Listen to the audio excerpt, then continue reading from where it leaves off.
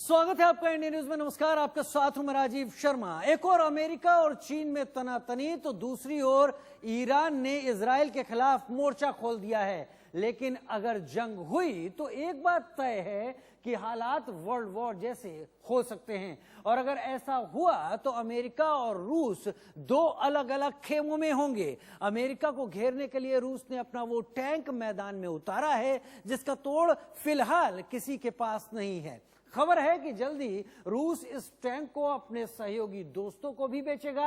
यानी मोर्चा कोई भी हो, रूस का T-14 अरमाता और अमेरिका का M1 अब्राम आमने सामने होंगे।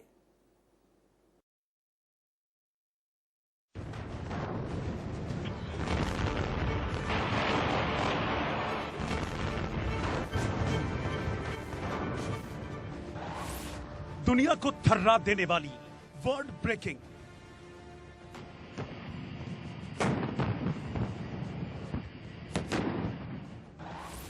तीसरे विश्व युद्ध का सबसे घातक हथियार रूस ने बनाया।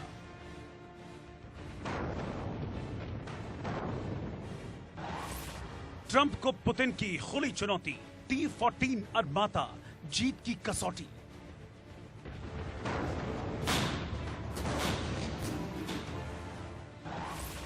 जिसके पास पुतिन का हथियार तय है वही जीतेगा थर्ड वर्ल्ड वॉर।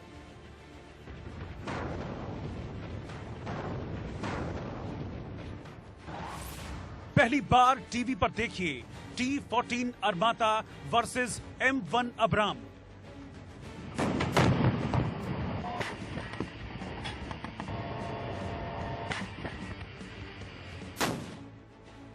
विश्व युद्ध जब भी हो, एक बात तय है कि एक पाले में अमेरिका होगा तो दूसरे पाले में रूस। इसीलिए जब एक देश सबसे ताकतवर हथियार बनाता है तो दूसरा उस वक्त तक रिसर्च करता है जब तक उसका तोड़ न ढूंढ ले।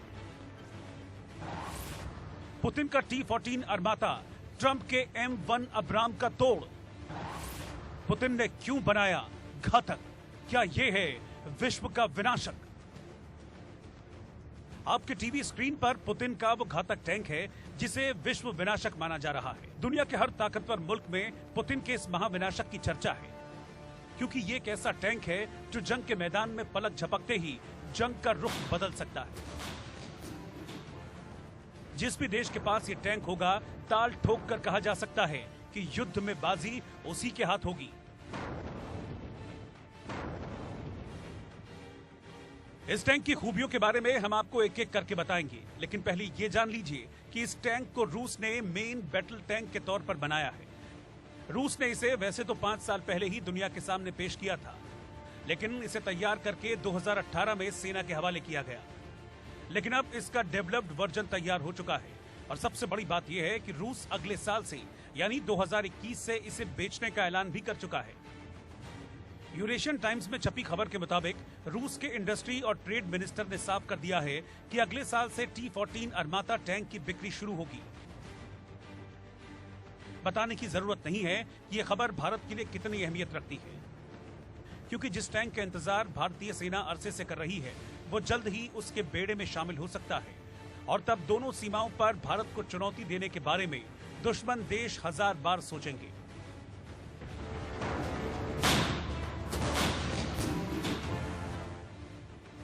रूस के इस टैंक को देख लो इमरान, और इसकी ताकत का अंदाजा लगा लो जिनपिंग। दुनिया के किसी टैंक के पास इसका तोड़ नहीं है। जंग के किसी भी मैदान में यह अपराजित है और अकेला ही काफी है। तो जरा इसकी खूबियां जान लीजिए। ये टैंक अभी तक सबसे शक्तिशाली समझे जाने वाले अमेरिकी M1 अब्राम से भी कहीं ज्यादा ताकतवर बताया जा रहा है। इस टैंक में रिमोट कंट्रोल मशीन गन, कई हाई रिजोल्यूशन वीडियो कैमरे और 125 mm की कैनन फायर मिसाइल लगी हुई है। इसमें 3 लोगों के बैठने की जगह है, लेकिन सबसे खास बात यह है कि इसकी रफ्तार 80 से 90 किलोमीटर है और इसका वजन 48 टन है। अरमाता 5 किलोमीटर तक दुश्मन की पहचान कर सकता है और 8 किलोमीटर तक मार कर सकता है।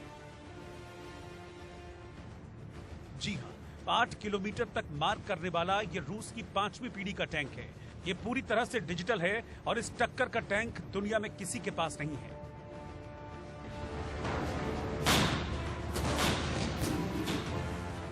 ये टैंक बहुत लाइट है, लाइट वेट माउंटेन्स के लिए। यदि उतरता है, खरा उतरता है अपने वेट, खास करके 48 टन का जो वेट के अंदर में खरा उतरता है, तो बहुत। दूसरा है कि ये लेटेस्ट जनरेशन का टैंक है। अभी तक टोटल कहा जाता है कि रशिया में 20 टैंक ही बने हैं और उसके मेटल कटिंग अभी शुरू हुई। T-14 अरमाता की सबसे बड़ी खूबी यह है कि ये APS यानी एक्टिव प्रोटेक्शन सिस्टम से लैस है। ये सिस्टम एंटी टैंक मिसाइल को नाकाम कर देता है, यानी जंग के मैदान में दुश्मन लाख तैयारी कर ले और चाहे जिस हथियार का इस्तेमाल कर ले, अरमाता को नुकसान नहीं पहुंचा सकता। ऐसा माना जाता है कि पुतिन साहब जब अक्टूबर में आ रहे हैं दौरे पे, तो तकरीबन $4.5 बिलियन की एक जो एग्रीमेंट हो सकता है कि हो जाए, मगर उसमें सबसे बड़ा बखेड़ा जो है कि रशिया चाहता है कि ये गवर्नमेंट टू गवर्नमेंट आए, जबकि हम चाहते हैं कि यह ट्रांसफर ऑफ टेक्नोलॉजी हो और मेड इन इंडिया के तहत देश में ही बने। आपको बता दें कि T-14 अरमाता को रूस सीरिया में भी इस्तेमाल कर चुका है। सीरिया में टेस्टिंग और दुश्मनों पर इस टैंक की कामयाबी के बाद ही रूस ने अब इसे बेचने का फैसला किया। उम्मीद की जा सकती है कि रूस का ये अजेय टैंक भारतीय सेना का भी हिस्सा हो सकता है, और अगर ऐसा होता है तो तय है कि चीन थर्रा जाएगा, जो पहले ही टैंक के मामले में बैकफुट पर है। आपको याद दिला दें कि लद्दाख में हुई तनातनी के दौरान चीन ने भारत के खिलाफ सीमा पर T-99 टैंक को तैनात किया, लेकिन यह सिर्फ तीसरी पीढ़ी के टैंक है और इसमें अरमाता की तरह आधुनिक तकनीक नहीं है और न ही दूर तक मार करने की वैसी क्षमता है। वहीं अगर बात करें पाकिस्तान की, तो वो टैंक के मामले में भारत के सामने बहुत पीछे है। उसके पास अल खालिद T-80 और अल जरार जैसे टैंक हैं, लेकिन इन टैंकों के साथ तो वो भारत के T-72 और T-90 जैसे टैंक का सामना भी नहीं कर सकता, तो फिर T-14 अरमाता को चुनौती देना तो दूर की बात है। वैसे तो भारत के पास आधुनिक टैंक की कमी नहीं है। चीन के खिलाफ भारत ने गलवान घाटी में T-90 टैंक्स तैनात किए। आपको बता दें कि इस टैंक की सबसे बड़ी खूबी यह है कि ये रात में भी लड़ाई कर सकता है। ये टैंक भी रूस से ही खरीदा गया है और भारत ने उसका नाम भीष्म दिया है। चीन के साथ हुई तनातनी को देखते हुए रूस से करीब 100 से ज्यादा T-90 टैंक खरीदे जा रहे हैं, लेकिन T-72 और T-90 के साथ ही T-14 अरमाता भारतीय सेना में शामिल हो जाता है तो भारत की ताकत दोगुनी हो जाएगी। जंग का मैदान उत्तर में हो या पश्चिम में, तय है कि अरमाता के बाहुबल से हर दुश्मन पानी मांगेगा। Bureau report, India news. चीन अपनी हरकतों से बाज नहीं आ रहा है। लगातार चीन की जमीनी भूख बढ़ती जा रही है। एक तरफ गलवान घाटी में भारत और चीन के बीच तनाव है, तो वहीं अब चीन ने एक और देश की जमीन को हथियाने की कोशिश शुरू कर दी है। चीन ने रूस के एक ऐतिहासिक शहर पर अपना दावा ठोक दिया है। इससे दोनों देशों के बीच तनातनी जैसे हालात पैदा हो चुके हैं।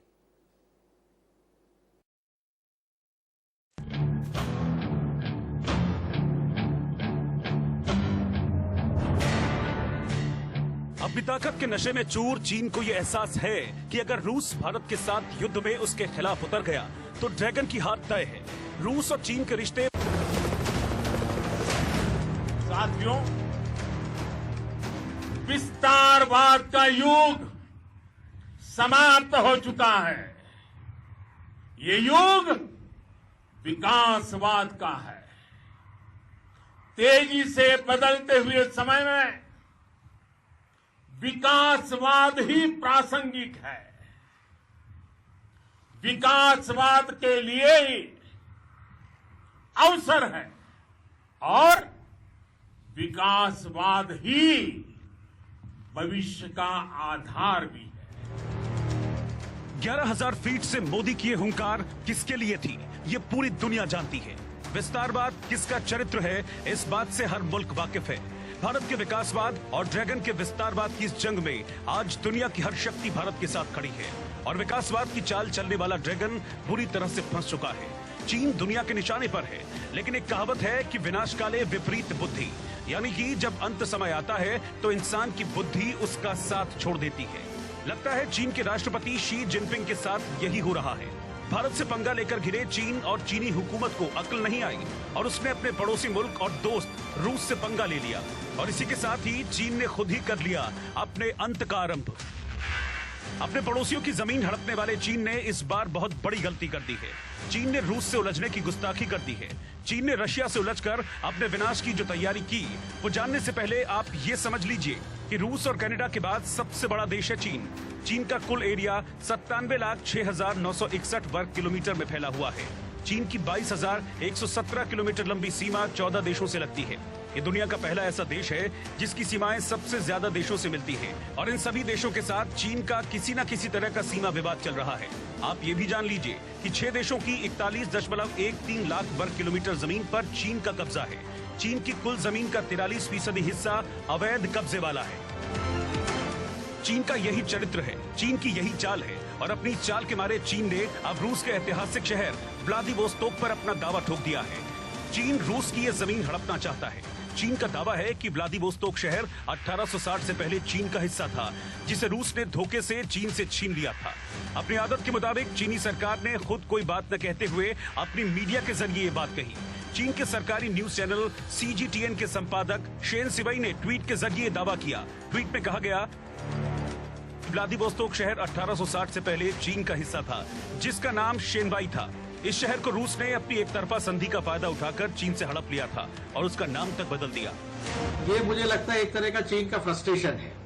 वो हर जगह मात खा रहा है, साउथ सी में भी, चाइना सी में मात खा रहा है, लद्दाख में भी उनकी जो प्लानिंग थी उस हिसाब से बात हुई नहीं है। वो समझते थे कि रूस जो है वो भारत के साथ नहीं जाएगा, तटस्थ हो जाएगा, वो भी नहीं हुआ है। तो ये एक फ्रस्ट्रेशन है और वो प्रेशर टैक्टिक्स दिखाते हैं। आप देखिए नेपाल में भी उनकी जो राजनीति कूटनीति थी वो असफल साबित होती दिख रही है। ओली साहब परेशानी में है।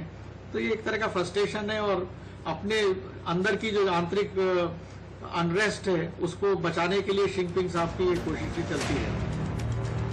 रूस के व्लादिवोस्तोक शहर पर चीन के इस दावे के बाद दोनों देशों के बीच विवाद खड़ा हो गया है।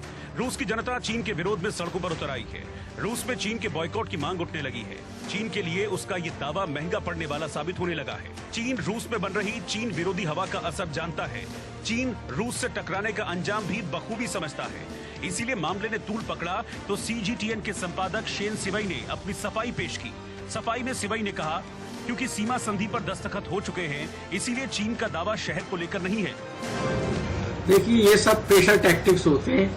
व्लादिवोस्तोक जो इनका जो शहर है व्लादिवोस्तोक, वहाँ का बहुत बड़ा नेवल हेडक्वार्टर है और बिल्कुल साइबेरिया ट्रांस साइबेरियन रेलवे का लास्ट जंक्शन है। इतना बड़ा पोत वहाँ लगा हुआ है, सालों साल 100 साल से चल रहा है। तो इनका कोई मायने नहीं है। ये तो एक तरह का प्रेशर टैक्टिक है कि आप भारत के साथ जा रहे हैं तो हम आपके खिलाफ भी कुछ बातें करेंगे। भारत से चल रहे विवाद के बीच दुनिया के तमाम शक्तिशाली देश चीन के खिलाफ और भारत के साथ खड़े दिख रहे हैं। रूस तो भारत का पुराना मित्र है। चीन रूस के जिस व्लादिवोस्तोक शहर पर दावा कर रहा है उसका रिश्ता भारत और रूस की दोस्ती से भी गहरा है। ये चीन की चालबाजी हो सकती है, लेकिन उसकी ये चाल उल्टी पड़ गई। सिवई ने दावा करने के बाद सफाई जरूर दी है, लेकिन इससे ये साफ हो गया है कि चीन के दिल में क्या चल रहा है। दुनिया जानती है कि चीन की मीडिया वही बोलती है जो वहाँ की सरकार चाहती है। व्लादिवोस्तोक शहर रूस के लिए बहुत अहम है। इसकी मुख्य वजह यह है कि रूस का सबसे ज्यादा व्यापार इसी शहर के बंदरगाह से होता है। इतना ही नहीं, दूसरे विश्व युद्ध में भी इस शहर का अहम रोल रहा है, क्योंकि सोवियत यूनियन ने जो युद्ध लड़े थे उसमें इस्तेमाल हथियार व्लादिवोस्तोक बंदरगाह के रास्ते ही पहुंचाए गए थे। साथ ही आज के समय में रूस का व्लादिवोस्तोक शहर प्रशांत महासागर में तैनात उसके सैन्य बेड़े का प्रमुख बेस है। ऐसे में इस शहर पर चीन का दावा ठीक रूस को नाराज करने जैसा है और रूस के नाराज होने का मतलब चीन का बर्बाद होना है। Bureau report, India news. चीन के इस दावे ने चीन की ही मुश्किलें ज्यादा बढ़ा दी हैं। हाल ही में गलवान वैली को लेकर चीन और भारत में तनातनी चरम पर रही है। वहीं अब रूस के साथ भी चीन के रिश्ते खराब होते दिखाई देने लगे हैं। लेकिन इन सबसे पहले यह जानना बेहद जरूरी है कि आखिर चीन रूस के शहर पर अपना दावा क्यों ठोक रहा है। आखिर जानबूझकर चीन रूस के साथ क्यों अपने संबंध खराब करने पर भी आमादा है।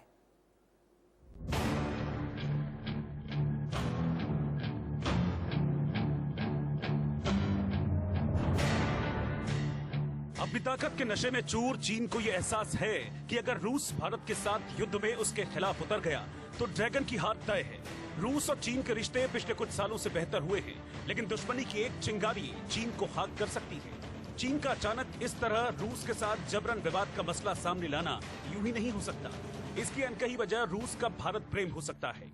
रूस ने भारत चीन विवाद पर भी चीन का साथ नहीं दिया और न्यूट्रल होने की बात कहकर चीन के साथ दोस्ती निभाने से बच गया। उसके बाद अब रूस से भारत की 33 जंगी विमानों की बड़ी डील हुई है, जो कि 180 अरब डॉलर की है। ये वजह चीन की जान जलाने के लिए काफी से भी ज्यादा हो सकती है। भारत चीन विवाद के बीच रशिया के साथ विवाद में उलझने की कहानी शुरू कैसे हुई, इसे समझना बेहद जरूरी है। दरअसल कुछ दिन पहले रूस के शहर व्लादिवोस्तोक को विकसित करने के लिए चीन ने एक प्रस्ताव रखा था, जिसमें चीन ने कहा था कि वो व्लादिवोस्तोक शहर को विकसित करने के लिए 10 अरब डॉलर का निवेश करना चाहता है, जिसे रूसी सरकार ने स्वीकार कर लिया। माना जा रहा था कि अब चीन और रूस के बीच रिश्ते सुधरेंगे। कुछ ही दिनों में चीन ने बड़ी संख्या में चीनी मजदूरों को इस इलाके में पहुंचा दिया। धीरे धीरे चीनी मजदूरों की संख्या बढ़ती गई और इलाके की कुल आबादी में 40% हिस्सा चीनी आबादी का हो गया। हालत ये हो गई कि स्थानीय लोगों को भी व्लादिवोस्तोक में चीन के कब्जे का अंदेशा होने लगा। आपको बता दें कि रूस के इस इलाके में 3 से 5 लाख चीनी लोग रहते हैं। रूस ने हाल ही में अपनी 1.5 लाख हेक्टेयर जमीन 49 साल के लिए चीन को लीज पर दी है, जिसे लेकर रूस की कड़ी आलोचना भी हुई थी। जानकारों का मानना है कि अगर दोनों देशों ने इस विवाद को जल्द ही नहीं सुलझाया तो ये आने वाले समय में तीसरे विश्व युद्ध का सबब बन सकता है। व्लादिवोस्तोक वही शहर है जहां से साल 1971 की लड़ाई में रूस ने भारत के लिए 2 वॉरशिप भेजे थे।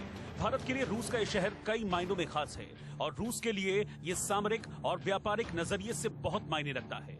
ऐसे में इस शहर पर चीन का दावा उसके विनाश का संकेत है। Bureau report, India news. जी हां, और डर इसी बात का है कि अगर जल्द ही दोनों देशों के बीच ये विवाद नहीं सुलझ पाता तो इस युद्ध में किस देश को कितना नुकसान उठाना पड़ सकता है, इसकी कल्पना तक नहीं की जा सकती।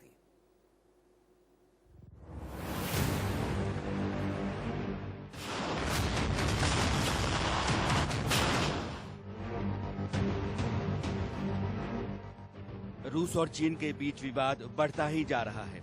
अगर चीन अपनी इन हरकतों से बाज नहीं आया तो हो सकता है कि दुनिया जल्द ही एक नया विश्व युद्ध देख ले। लेकिन ये तय है कि अगर बात युद्ध तक पहुंची तो चीन की हार तय है। चीन को रूस के आगे घुटने टेकने ही पड़ेंगे। चीन ना तो रूस से सैन्य ताकत में आगे है और ना ही हथियारों के जखीरे के मामले में। रूस गोला बारूद और हथियारों के मामले में चीन से कई गुना मजबूत है। रूस के पास 20,050 टैंक हैं तो चीन के पास सिर्फ 7,760 टैंक। रूस के पास 783 लड़ाकू विमान हैं तो चीन के पास महज 270 लड़ाकू विमान। रूस के पास 14,557 तोपें हैं और चीन के पास सिर्फ 9,726। इसी तरह से रूस के पास 4,032 रॉकेट लॉन्चर हैं जबकि चीन के पास 1,770 रॉकेट लॉन्चर। इन सब से अंदाजा लगाया जा सकता है कि रूस की सैन्य ताकत चीन से कहीं ज्यादा है। यानी साफ है कि अगर चीन और रूस के बीच युद्ध होता है तो चीन को इसकी भारी कीमत चुकानी पड़ेगी।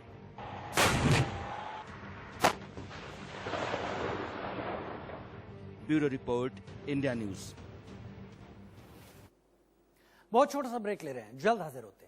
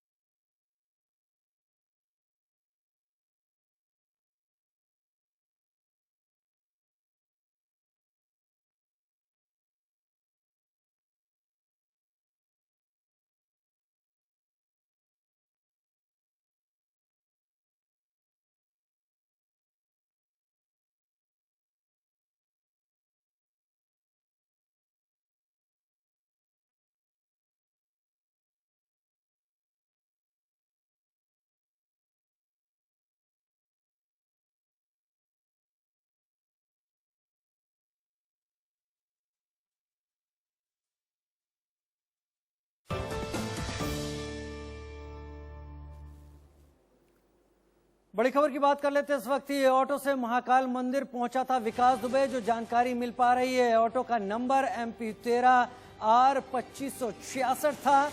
नानाखेड़ा इलाका था जहां से ऑटो में बैठा था विकास दुबे। शिप्रा नदी के रामघाट पहुंचा था इसके बाद, और दर्शन से पहले विकास ने शिप्रा नदी में स्नान तक किया था। इंडिया न्यूज ने ऑटो मालिक को ढूंढ निकाला। ऑटो चालक का फिलहाल पता नहीं चला है। फूल वाले के पास विकास को उतारकर आगे बढ़ गया था ये ऑटो चालक। इस मामले में कुछ भी कहने से फिलहाल एमपी पुलिस अब भी बच रही है।